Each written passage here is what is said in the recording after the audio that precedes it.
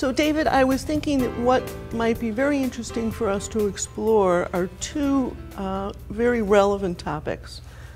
One is how to use time-limited trusts as more than a tax planning vehicle to achieve charitable outcomes. Okay. And the other is how we can emphasize the importance of exploring the time horizon for private foundations particularly. As we look at the current economic climate, it's apparent that the question of spend down versus perpetuity is a very relevant one. Is there some benefit to pursuing a time-limited vehicle like a charitable lead or remainder trust versus a private foundation? We are finding in our practice, and as I talk to other professionals in their practice, a greater interest in doing charitable planning. What kind of charitable planning will really determine the client's intent. But there will definitely be an increase. And I guess the two examples that I can give you, income tax rates are supposed to go up. So we believe that there will be an increase in interest in charitable giving through foundations. So that if a client has a large income transaction in 2011 or projected into 2012, they will be looking for ways to reduce taxes. They'll be talking about, can I create a private foundation? The federal estate tax will come back with a lower exemption, probably somewhere around $1 million. What that means in English is there will be more families who will be looking at a federal estate tax to be imposed on their estates than they ever thought. The family that's worth $5, $6, $7 million, in 2009, that was a fully sheltered taxable estate situation. In the year 2011, it's only sheltered to the extent of $2 million, $5 million subject to tax, at a tax rate that goes up to 55%. You could be talking about $2 to $2.5 million of tax. Those people will start asking, how can I avoid the tax? We should see an influx of, or increase in charitable planning using charitable lead trusts, time-limited vehicles. So I think the answer to your question is we will see an increase in interest in charitable planning as a result of economics and the tax changes. And in terms of the tax planning side, are there some benefits to having a limited life vehicle like a charitable lead or remainder trust versus a private foundation, let's say? Absolutely, absolutely.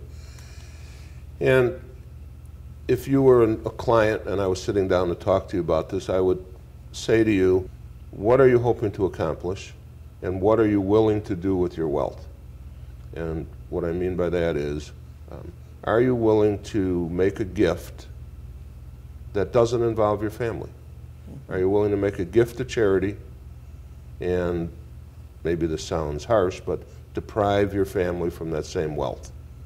Do you have enough wealth in your mind that allows you to make a gift to charity without worrying about your family? If the answer is yes, then we move towards a foundation or other type of charity that doesn't involve the family ever getting that money back. If the answer is, can we do both?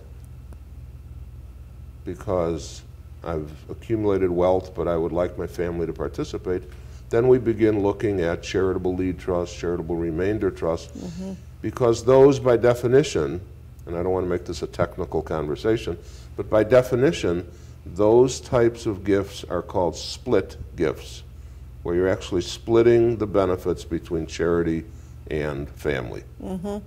For example, in a charitable remainder trust, somebody puts money into a trust and the income for a period of years comes back to the family, and then at the end the remainder goes to charity.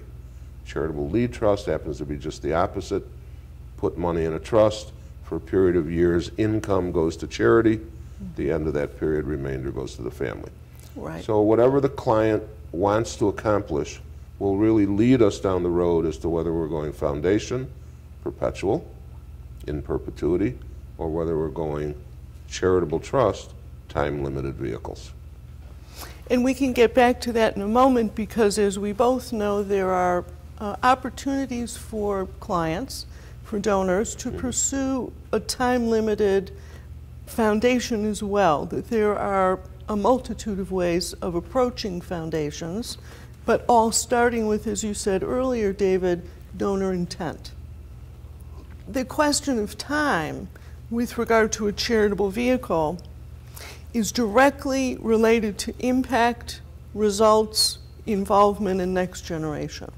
So to achieve time-specified impact, to achieve results in a particular issue area, to involve family and other stakeholders, to achieve your goals, and ultimately to get the next generation involved.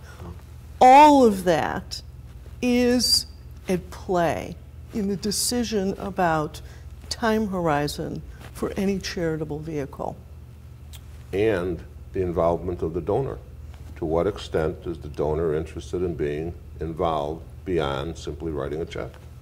What we're finding is that this is an interesting time for those who already have perpetual vehicles to stop and reflect on whether or not their vehicle should exist into perpetuity. Good point. And I think that donor intent is one key, but then for those who already are in their charitable vehicle, if it's a private foundation, there are some other points of deliberation. One is the extent to which family has agreed to take the reins of the foundation when the founders are no longer here. If they can't, won't, find it to be a burden, or just don't have the capacity, it's not a great idea to have a perpetual vehicle left in the hands of the next generation that's not prepared or doesn't feel it has the skills or interest to carry on the founder's work. The strategy of the foundation should very much be tied to its time horizon.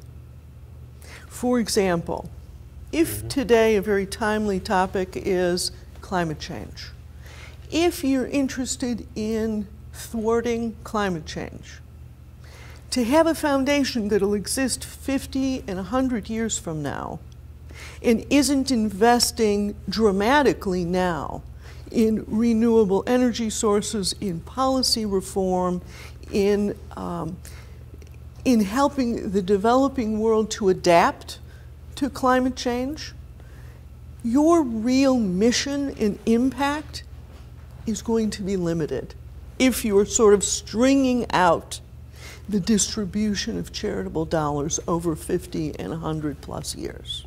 I want to pick up on the first point you were making, and that is perhaps the children or other family members don't want to continue the work of the original grantor. When we do work for a client, when we do work for family, we should be developing a relationship. We should not be treating it as a transaction. And as a result of developing a relationship, we as advisors should be revisiting donor intent as the years go by. And perhaps what was the donor intent in year one, after the donors have an opportunity to observe family members participating or not. Exactly. Perhaps their intentions change. But I would add that there's another piece that's very important with regard to time horizon in limited life of foundations in particular, and that's the investment strategy. The investment strategy should mirror the time horizon. So an investment strategy that you might have that's focused on growth exclusively for a perpetual foundation might be not the best strategy for a limited life foundation, because at some point you sort of want your resources to go down a bit so that you can distribute the last a full amount that you have in the final years of the trust. And in a spend down situation, you move from growth to preservation. And that's governed by, there are some laws on the books that govern that, but without talking about technical laws, we just talk about the responsibility of the trustee, and the fulfillment of that responsibility is best served by moving into a more conservative investment approach. Exactly. And I would also add that the question of duty of care, of prudent investor, which are sort of the basic standards for all foundations, just need to be transferred into a different mindset of spend down. Right. Appropriately. Right. And when you have a time horizon that's limited, then it becomes that much more important to evaluate and reflect on your work along the way, because you have a shorter time to accomplish your goals. Exactly.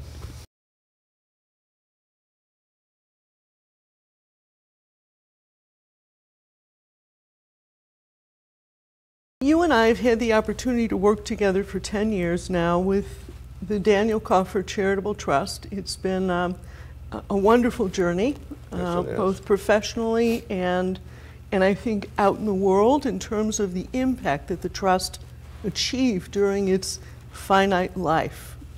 What made you decide to pursue a more philanthropic strategy for the Charitable Lead Trust that was triggered at Jerry Kaufher's death versus another strategy, which is a more common strategy, and that is that your client may have identified one or more charities to just be the recipient of the charitable side of the trust?